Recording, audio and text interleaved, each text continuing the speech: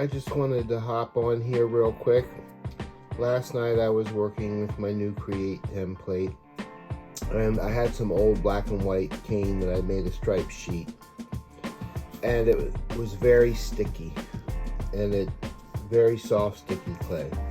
So I let my leftover piece of sheet sit on a piece of cardstock overnight, and now it's nice and leathery and flexible, and it will cut much better and not stick to the tile or the template. So I cut my sheet in half, and it was still slightly sticky on the top because the clay underneath was fresh. This is really old Kato. I didn't care that it was cracked. I'm just practicing with it, but I'm really liking the pattern I'm getting. I'm doing the octagon version. But I just wanted to show you, if your clay is sticky, just take a little bit of cornstarch on a soft brush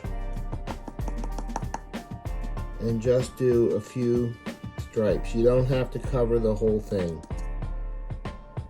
Just enough to get the tacky off of most of it. Because you don't want, after your first cut, your strips pulling off the tile. Then you have to puzzle piece them back together before you do your next cut. So, for this pattern that I'm working on, and you can see it in my my 3-part video on the striped sheet that I make triangles and octagon.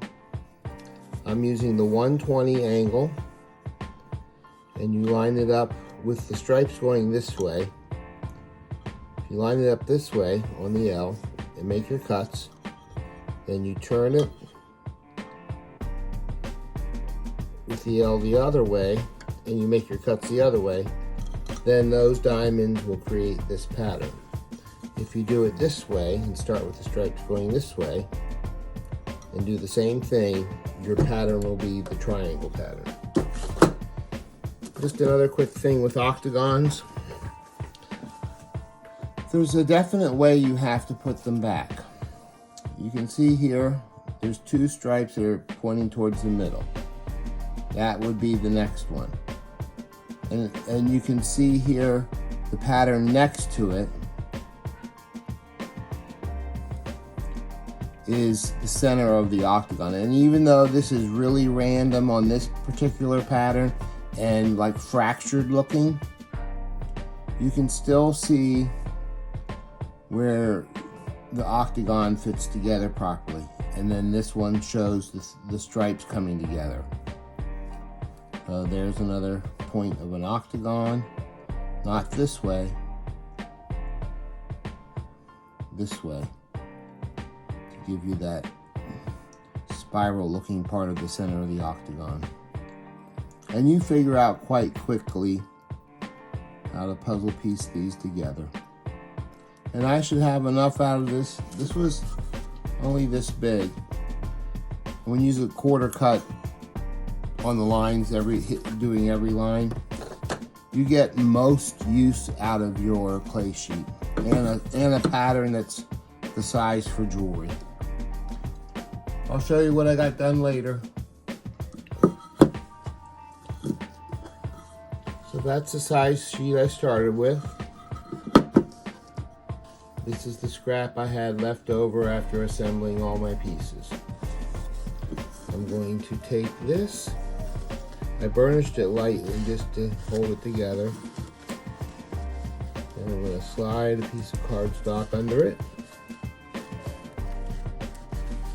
and get it transferred to a tile.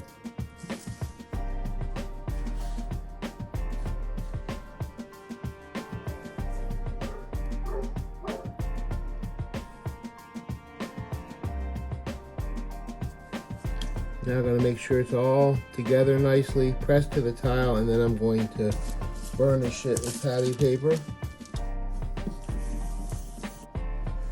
Once you're burnished and you're really well, you can take a blade, one of these types, and I'm just going to if you're making something like a coaster and you really want it perfect, You can just really go around and scooch everything in.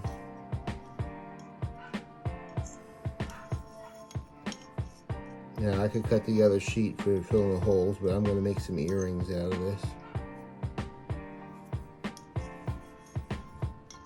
So I'm not really too worried about my edges. But I will burnish this really well and put it on a backing sheet and then cut out earrings. I have my backing sheet ready. It's very thin. I'm going to put a second backing sheet on it. I loosen my clay off my tile with a blade. Pick it up just to the edge is touching, and then slowly move the card as I burnish it down. That way I don't get any air bubbles.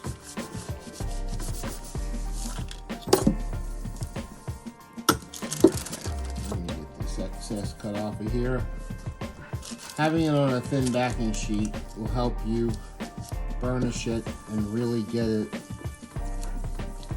close all the seams and get it all into one harmonious sheet.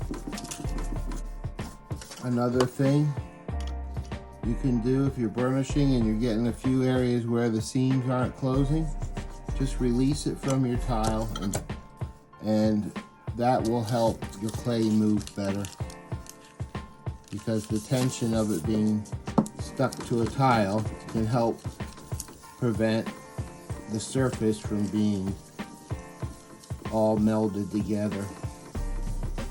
After burnishing, I added a second backing sheet to get to the thickness I needed for my earrings. You can purchase the Create template at Create Along. The link is in the description.